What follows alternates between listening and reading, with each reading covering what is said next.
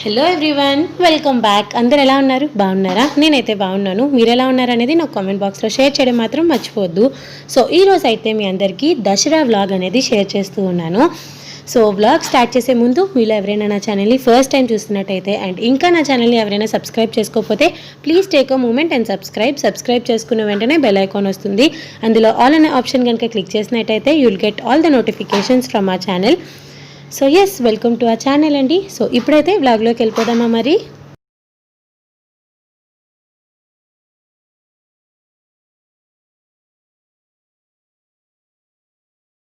దసరా రోజు మార్నింగ్ లేవగానే ఫస్ట్ అయితే నేను చేసింది లలితా సహస్రనామం ప్లే చేస్తూ ఉన్నాను. నాకు ఎలాగా తెలుగు చదవడం రాదు కాబట్టి కనీసం విందాం కదా అని చెప్పి లలితా సహస్రనామం అయితే బ్యాక్గ్రౌండ్లో ప్లే చేస్తూ నేను నా వర్క్స్ అన్ని కంప్లీట్ చేసేసాను. అండ్ ఫస్ట్ అయితే ఇక్కడ బాత్ అదంతా కంప్లీట్ చేసేసుకున్నాను. అండ్ ఈ అలోవెరా దేనికి యూస్ చేస్తున్నాను, అసలు దీనివల్ల రిజల్ట్స్ వచ్చాయా లేదా ఏంటి అనేది నెక్స్ట్ కమింగ్ వీడియోస్లో నేను మీ అందరితో డెఫినెట్గా షేర్ చేసుకుంటాను. అండ్ బుడ్డి వెనకాతల ఫోన్ మాట్లాడుతున్నాడు, అందుకనే అంటున్నాడు. అండ్ ఇక్కడైతే గడపకి అదేంటి తులసమ్మకి ఇవన్నిటికి పసుపు కుంకుమ రాసేసాను అనమాట. మంచిగా పసుపు రాసి కుంకుమ బొట్లు పెట్టిన తర్వాత తెలిసిందే కదా దీపారాధన చేసుకుంటూ ఉన్నాను. మార్నింగ్ దీపారాధన చేసినప్పుడు మాత్రం చక్కెర పొంగలి నైవేద్యం పెట్టాను. సో చక్కెర పొంగలి నైవేద్యం పెట్టేసి సింపుల్గా ఇలా దీపారాధన చేసేసుకుంటూ ఉన్నాను. మార్నింగ్ అయితే దీపారాధన అదంతా అయిపోయిన తర్వాత ఇంకా బ్రేక్ఫాస్ట్ ప్రిపేర్ చేస్తూ ఉన్నాను. ఆ రోజు బ్రేక్ఫాస్ట్కి వచ్చేసి పల్లి కొబ్బరి చట్నీ ప్రిపేర్ చేశాను. అండ్ దాంతోపాటు దోశ కూడా ప్రిపేర్ చేశానన్న మాటే కానీ ఎవరిమీ తినలేదు తెలుసా. 2 దోశ ఏమో వేశాను. ఆ తర్వాత ఇంకా టెంపుల్కి టైం అయిపోతుంది వెళ్ళిపోదాము అని చెప్పి అందరం రెడీ అయ్యి ఇంకా టెంపుల్కి వెళ్ళిపోయాము.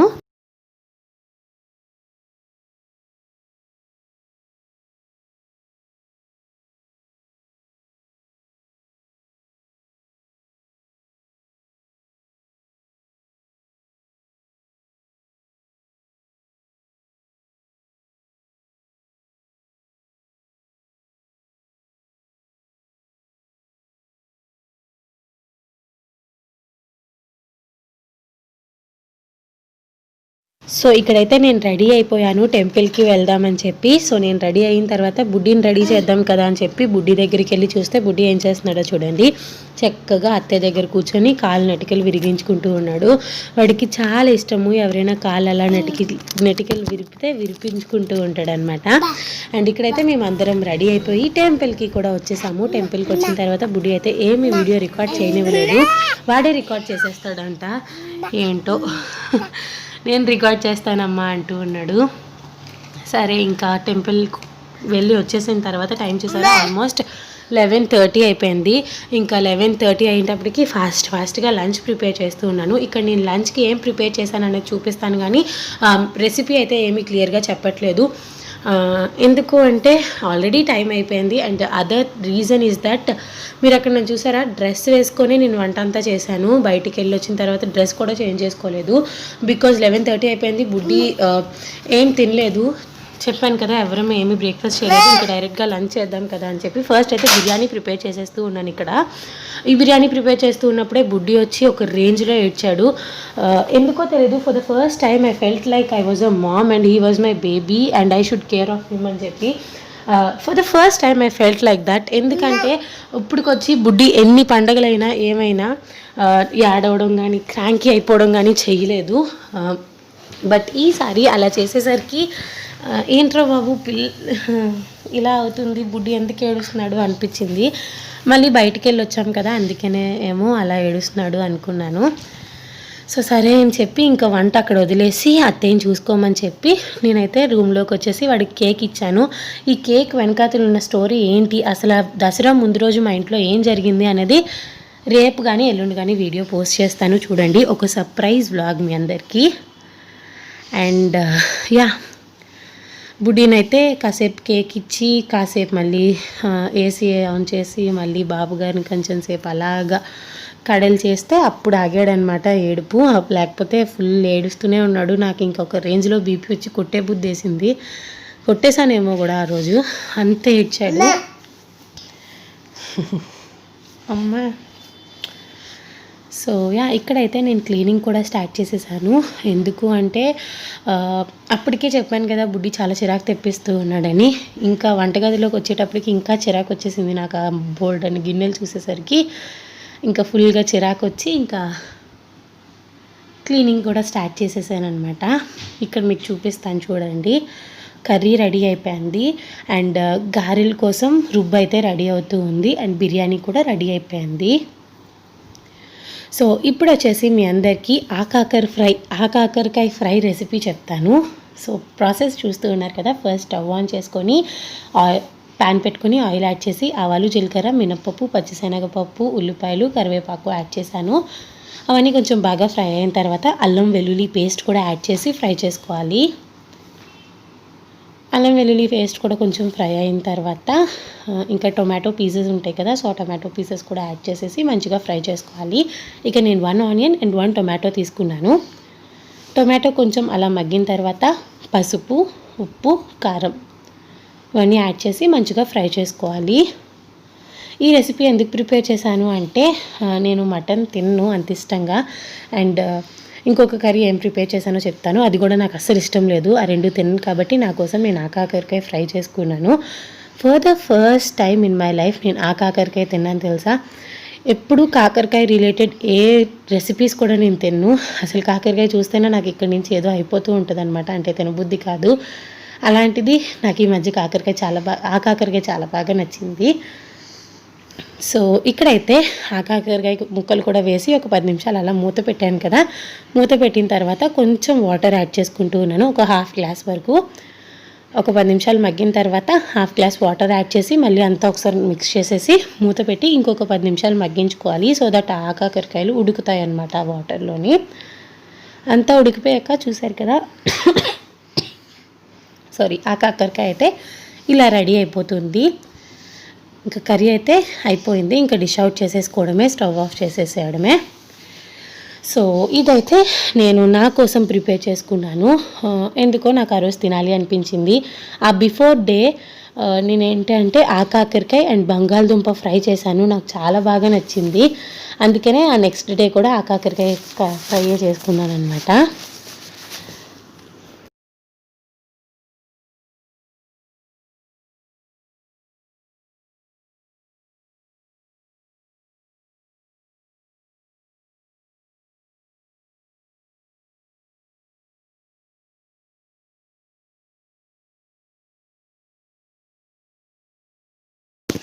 అవును, మీ అందరికీ నేను నా అవుట్ఫిట్ చూపించలేదు కదా. ఇదే అవుట్ఫిట్. బ్లౌజ్ మాత్రం అస్సలు జడ్జ్ చేయకండి అబ్బా, ఎందుకంటే ఆ బ్లౌజ్ నా బర్త్డేది మీ అందరికీ తెలుసు. సో శారీ అయితే ఇది సింపుల్గా ఈ శారీ కట్టేసుకున్నాను. చాలా లైట్ వెయిట్. నాకు మెయిన్గా లైట్ వెయిట్ శారీస్ ఉంటేనే నేను కట్టుకుంటాను. మిగతా శారీస్ అయితే నేను అసలు హ్యాండిల్ చేయలేను కాబట్టి మ్యాక్సిమం లైట్ వెయిట్ శారీసే కట్టుకుంటూ ఉంటాను.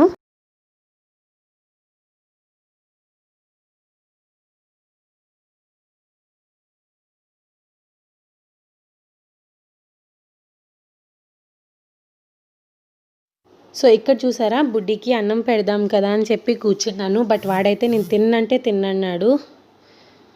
ఏంటో ఈ మధ్య అస్సలు తినడం మానేశాడు. చూడాలి వాడికి నచ్చిన ఫుడ్స్ ఇంకా వండి పెట్టాలో ఏంటో నాకేం అర్థం కావట్లేదు. అండ్ నేనేమో వాడు వెనకాతలు పడి తినరా నాన్న అంటుంటే వాడు వెళ్ళి ఆ హల్లో కిట్టి వెనకాతలు పడుతున్నాడు. ఆ హల్లో కిట్టికి వాడు తినిపిస్తున్నాడు. అది తినట్లేదంట. పాపం ఆ హల్లో కిట్టికి తినిపించడానికి ట్రై చేస్తూ ఉన్నాడు. సో ఒక అరౌండ్ 2:30కి ఇంకా పడుకోబెట్టేశాను. 2:15 ఆ టైంకి బుడ్డిని. నేను ఇలా బయటకు వచ్చి చూసేటప్పటికి ఇంకా అత్త ఏమో గారెలు వేస్తుంది, అమ్మ ఏమో గారెలు ఫ్రై చేసి బయటికి తీసేస్తుంది అనమాట. సరే ఇంకా టైం లేట్ అయిపోతుంది, మీరిద్దరూ పదండి అన్నం తినేద్దామని చెప్పి వాళ్ళిద్దరిని అన్నం దగ్గర కూర్చోబెట్టి ఇంకా నేను గారెలు తీస్తూ ఉన్నాను. గారెలు చూసారా ఎంత పర్ఫెక్ట్గా వచ్చాయో. అసలు నేను ఎప్పుడు గారెలు తిన్ను, నాకు గారెలు అంటేనే ఇష్టం ఉండదు. అలాంటిది ఆ రోజు నేను గారి టేస్ట్ చేశాను. చాలా బాగా వచ్చింది. చాలా అంటే చాలా బాగుంది టేస్ట్ అదంతా కూడా. బట్ నేను రెసిపీస్ అయితే ఏమీ షూట్ చేయలేదు, ఓన్లీ బికాస్ ఆఫ్ బుడ్డి క్రాంకీనెస్ అనమాట. అండ్ నాకు దసరాలోని ఈ దసరాకి 2020 దసరాకి మోస్ట్ మెమరబుల్ మూమెంట్ ఏదైనా ఉంది అంటే అది ఇదే. బుడ్డి చూసారా ఎంత క్యూట్గా తినిపిస్తూ ఉన్నాడో మా డాడీకి. I felt like I was very happy because బుడ్డి వల్ల మా డాడీ ఎవ్రీ డే మార్నింగ్ బుడ్డి దగ్గరికి వచ్చి స్మైల్ చేస్తారు. మా డాడీ స్మైల్ చేస్తే నాకు చాలా అంటే చాలా ఇష్టం. What ever happened in my life is happened. But ఇప్పటి నుంచి అయితే బుడ్డిని చూస్తే మా డాడీ చాలా హ్యాపీ అయిపోతారు. ఎన్ని టెన్షన్స్ ఏమున్నా హ్యాపీ అయిపోతాము, అంతే కదా.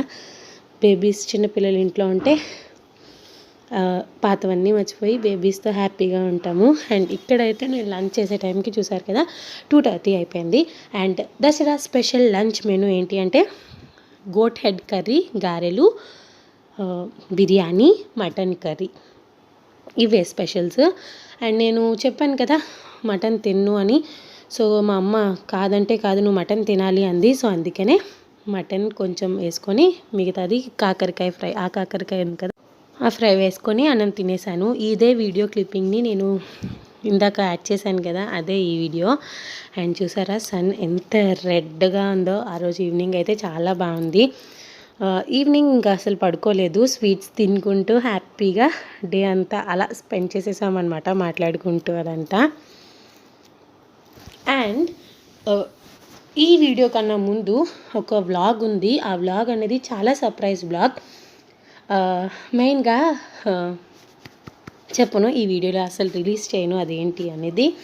బట్ దసరా ముందు రోజు మా ఇంట్లో కొంచెం సెలబ్రేషన్స్ జరిగాయి. ఆ సెలబ్రేషన్స్ ఏంటి అదంతా కూడా మ్యాక్సిమం రేపు పోస్ట్ చేసేస్తాను. ఆ వీడియో ఆల్రెడీ ఎడిట్ చేసేసాను, స్కెడ్యూల్ కూడా చేశాను. ఫస్ట్ ఆ వీడియో పోస్ట్ చేద్దాం అనుకున్నాను, కానీ దసరా వీడియో పోస్ట్ చేయకపోతే బాగోదు కదా, ఇంకా లేట్ చేస్తే బాగోదు. ఆల్రెడీ ఈరోజు వెడ్నెస్డే కదా, ఇంకా లేట్ అయిపోతే బాగోదు కదా అని చెప్పి ఈ వీడియో పోస్ట్ చేసేస్తూ ఉన్నాను. కాబట్టి రేపు ఆ వీడియో వస్తుంది. అండ్ ఇక్కడైతే నేను ఈవినింగ్ నైవేద్యం కోసం సేమియా ప్రిపేర్ చేస్తూ ఉన్నాను. సేమియా ప్రాసెస్ అందరికీ తెలిసిందే, నేను కూడా మీ అందరిలానే సింపుల్గా చేసేస్తూ ఉంటాను. అండ్ ఇక్కడైతే ఫస్ట్ స్టవ్ ఆన్ చేసుకున్నాను, ప్యాన్ పెట్టుకున్నాను, గీ యాడ్ చేసుకున్నాను. గీ కొంచెం వేడైన తర్వాత జీడిపప్పు, బాదం, కిస్మిస్ యాడ్ చేశాను. అవి కొంచెం ఫ్రై అయిన తర్వాత సేమియా పూస ఉంటుంది కదా, సేమియా పూస యాడ్ చేసేసి అది కూడా ఒక 2-3 మినిట్స్ అలా ఫ్రై చేసుకుంటూ ఉన్నాను. సేమియా పూస కొంచెం ఫ్రై అయిన తర్వాత 1 కప్ సేమియా పూస తీసుకున్నట్టయితే అందులోని 1 cup water and 2 cups milk add చేస్తాను. కొంచెం థిక్గా ఉంటుంది నా సేమియా, ఎప్పుడు కూడా వాటరీగా ఉండదు. నాకెందుకో ఒక్కొక్కసారి కొంచెం వాటరీగా తినాలనిపిస్తుంది, ఒక్కొక్కసారి కొంచెం థిక్గా తినాలనిపిస్తుంది. జనరల్గా అయితే ఆ రోజు నేను పాలు వేయకుండా సేమియా కేసరి చేస్తాం కదా, అలా చేద్దాం అనుకున్నాను, కానీ నాకెందుకో పాలేసి చేయాలి అనిపించింది. అందుకనే ఇంకా పాలేసి చేస్తూ ఉన్నాను. అండ్ ఇక్కడ నేను పంచదార వచ్చేసి ఒక 1 కప్ యాడ్ చేశాను. బట్ యాక్చువల్గా చెప్పాలి అంటే 1 కప్పు సేమియాకి 1.5 కప్పు పంచదార యాడ్ చేసుకుంటే టేస్ట్ బాగుంటుంది. బట్ నేను ఇక్కడ 3/4 కప్ వరకు యాడ్ చేసినట్టున్నాను. మీకు ఇక్కడ మెజర్మెంట్ చెప్తూ ఉన్నాను, కానీ నేను యాక్చువల్గా అక్కడ చేసింది ఏంటో తెలుసా, అజ్జాయింపుతో చేస్తారంటారే, చేతికి ఎంత వస్తే అంత వేసేయడం. అంటే దాన్ని బట్టి తెలిసిపోతుంది కదా మనకి ఇంత వేయాలి అంత వేయాలని. సో నేను ఎప్పుడు రెసిపీస్ అలాగే చేస్తూ ఉంటాను. బట్ ఈ మధ్య యూట్యూబ్ వల్ల రెసిపీ క్వాంటిటీస్ అవన్నీ కరెక్ట్ క్వాంటిటీలో చెప్తూ ఉన్నాను. అంతేగాని ఫస్ట్ నుంచి అయితే నేను అలా క్వాంటిటీ పర్సన్ అయితే అస్సలు కాదు. ఈ కప్తోనే వేయాలి, ఈ కప్తోనే చేయాలి, ఈ కప్పుడే వేయాలి, 1 కప్పు పాలకి 1 కప్పు నీళ్ళే వేయాలి, అస్సలు అలా చేయను. అజ్జాయింపు మీద చేసేస్తూ ఉంటానన్నమాట వంట. అండ్ ఇక్కడ చూసారా కొంచెం నేను ఫుడ్ కలర్ యాడ్ చేసేసాను, మర్చిపోయి యాడ్ చేశాను. నిజంగానే ఏంటంటే రవ్వ కేసరి అనే థాట్లోనే ఉన్నాను, కానీ సేమియా చేస్తున్నానని థాట్లో లేను. ఏదో ఆలోచించుకుంటూ వంట చేస్తే అలానే ఉంటుంది. అండ్ సేమియా కోసం సేమియా ఉడికిపోయిన తర్వాత యాలకుల పొడి కూడా వేసేసి ఇంకొంచెం ఉడికించేసి స్టవ్ ఆఫ్ చేసేసాను. అండ్ ఇక్కడైతే మీ అందరికీ చక్కెర పొంగలి రెసిపీ చెప్తాను. సో చక్కెర పొంగలి అయితే చాలా బాగా వచ్చింది, ఈ రెసిపీ కూడా ట్రై చేయండి. ఫస్ట్ అయితే కుక్కర్ తీసుకున్నాను, అందులో 2 table spoons of ghee add చేశాను. గీ యాడ్ చేసిన తర్వాత 1 కప్పు బియ్యం, 1/2 కప్పు పెసరపప్పు వేయించుకోవాలి. వేయించుకున్న తర్వాత 3 కప్స్ వాటర్ యాడ్ చేసుకోవాలి. ఇది యాక్చువల్గా చేసే ప్రాసెస్. బట్ నాకేమైంది అంటే బియ్యం ఫ్రై చేస్తూ ఉన్నప్పుడు మా అమ్మ చావు కబురు చల్లగా చెప్పినట్టు పెసరపప్పు లేదమ్మా అని చెప్పింది. నాకు ఇంకా లేదా సరేలే చక్కెర పొంగల్ చేసే బదులు ఏదో పరమాన్నం చేసేద్దాంలే అనుకున్నాను. బట్ అత్తయ్య వచ్చి పాలు పోసినట్టు చక్కగా పెసరపప్పు ఉందమ్మా అని చెప్పింది. సో అందుకనే ఇంకా పెసరపప్పు ఫ్రై చేయకుండా యాడ్ చేసేసాను. సో మొత్తానికైతే ఏదో ఒకలాగా పెసరపప్పు కూడా యాడ్ చేసి 4 విజిల్స్ మీడియం ఫ్లేమ్లో రాణించుకున్నాను. 4 విజిల్స్ వచ్చిన తర్వాత అన్నం పప్పు రెండు చూసారు కదా ఎంత మంచిగా కుక్ అయిపోయాయో. అండ్ ఇక్కడైతే నేను ఇంకొక స్టవ్ మీద ఒక ప్యాన్ పెట్టుకొని గీ యాడ్ చేసుకొని డ్రై ఫ్రూట్స్ అంతా వేగిపోయిన తర్వాత సేమ్ అదే గీలోని 1 కప్పు బెల్లం పౌడర్ తీసుకున్నాను. అందులోని 1 కప్పు వాటర్ యాడ్ చేసుకున్నాను అండ్ 1/2 కప్పు షుగర్. 1 కప్పు బెల్లానికి 1/2 కప్పు షుగర్ యాడ్ చేసి 1 కప్పు నీళ్ళు యాడ్ చేసుకున్నాను. సో నీళ్ళలోని బెల్లం కరిగి పంచదార కరిగిన వెంటనే ఇంకా అన్నం కూడా యాడ్ చేసేసుకోవాలి. అన్నం అంతా యాడ్ చేసేసి ఒకసారి ఎటువంటి ఉండలు లేకుండా మంచిగా మిక్స్ చేసుకున్న తర్వాత యాలకుల పొడి, గీ అండ్ దాంతోపాటు డ్రై ఫ్రూట్స్ వేయించి పక్కన పెట్టుకున్నాం కదా, ఆ డ్రై ఫ్రూట్స్ ఇవన్నీ కూడా యాడ్ చేసేసి అన్నం అంతా కొంచెం దగ్గరికి వచ్చినంత వరకు ఉడికించుకోవాలన్నమాట. అండ్ ఇక్కడ చూసారా ఇంకొక 2 టేబుల్ స్పూన్స్ ఆఫ్ గీ కూడా యాడ్ చేసేసి ఇంకా స్టవ్ ఆఫ్ చేసేసుకోవడమే. మనకి అన్నం దగ్గరికి అయిపోతే చక్కెర పొంగల్ కూడా రెడీ అయిపోతుంది. అండ్ ఇక్కడైతే నేను ఇంకా దీపారాధన కోసం ఒత్తులు అవన్నీ చేసేసి ఇంకా ఫైనల్గా దీపారాధన కూడా చేసేస్తూ ఉన్నాను. సో దీపారాధన అయిన తర్వాత మళ్ళీ కలుస్తాను. వీడియో అయితే కంటిన్యూ అవుతుంది, చేస్తూ ఉండండి.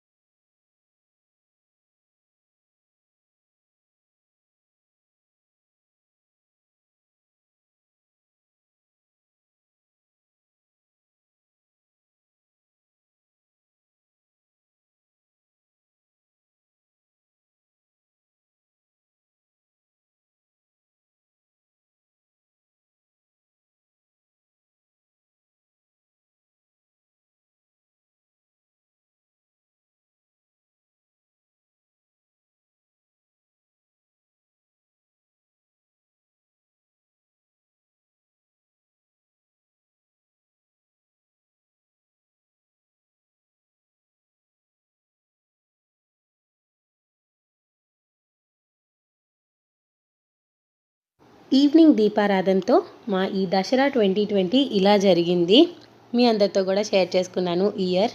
Lots of family, extended family.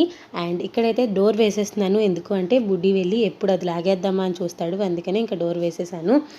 Time చూసారు కదా, 6:30 అయిపోతూ ఉంది. ఇంకా దసరా అయినా దీపావళి అయినా ఏ పండుగైనా బట్టలు మడతెట్టుకోవడం, బట్టలు ఉతుక్కోవడం ఇవన్నీ తప్పవు కదా. సో మా ఇంట్లో కూడా అంతే.